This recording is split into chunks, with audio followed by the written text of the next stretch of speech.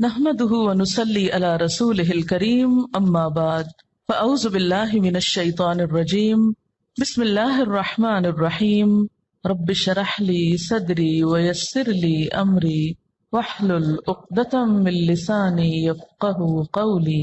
اللہ کی رحمت سے مایوس نہ ہو جاؤ، یقیناً اللہ سارے گناہ معاف کر دیتا ہے، وہ تو غفور الرحیم ہے۔ پلٹ آؤ اپنے رب کی طرف اور مطیع بن جاؤ اس کے قبل اس کے کہ تم پر عذاب آ جائے اور پھر کہیں سے تمہیں مدد نہ مل سکے، اور پیروی اختیار کر لو اپنے رب کی بھیجی ہوئی کتاب کے بہترین پہلو کی قبل اس کے کہ تم پر اچانک عذاب آ جائے اور تم کو خبر بھی نہ ہو۔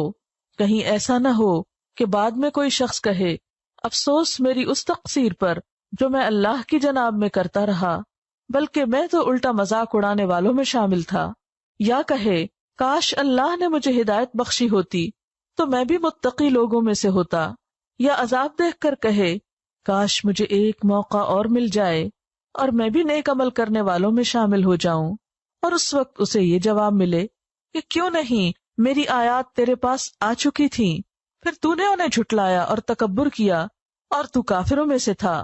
آج جن لوگوں نے خدا پر جھوٹ باندھے ہیں، قیامت کے روز تم دیکھو گے کہ ان کے منہ کالے ہوں گے۔ کیا جہنم میں متکبروں کے لیے کافی جگہ نہیں ہے؟ اس کے برعکس جن لوگوں نے یہاں تقویٰ کیا ہے، ان کے اسباب کامیابی کی وجہ سے اللہ ان کو نجات دے گا، ان کو نہ کوئی تکلیف پہنچے گی اور نہ وہ غمگین ہوں گے۔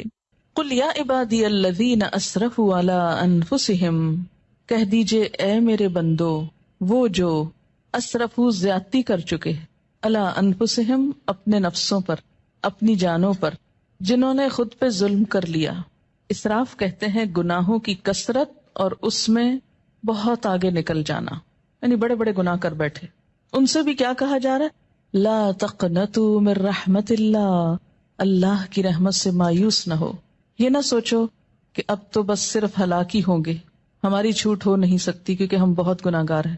اچھا، یہ جو جملہ ہے نا ہم بہت گناہگار ہیں، یہ بھی دو طرح بولا جاتا ہے۔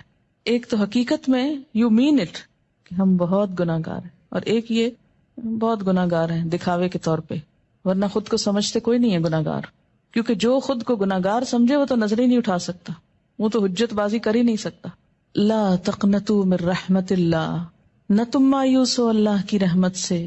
ان اللہ یغفر الذنوب جمیعا، بے شک اللہ معاف کر دے گا گناہوں کو سارے کے سارے۔ اس آیت میں یہ ہے نا کہ اللہ معاف کر نہیں سکتا، فرمایا نہیں کر سکتا ہے، کر دے گا، کرے گا۔ کیوں؟ انہ هو الغفور الرحیم، کیونکہ وہ غفور الرحیم ہے۔ یہاں ہر شخص کو مایوسی سے نکالا جا رہا ہے، کتنا بھی بڑا کوئی گزشتہ زندگی میں گناہ یا جرم کیوں نہ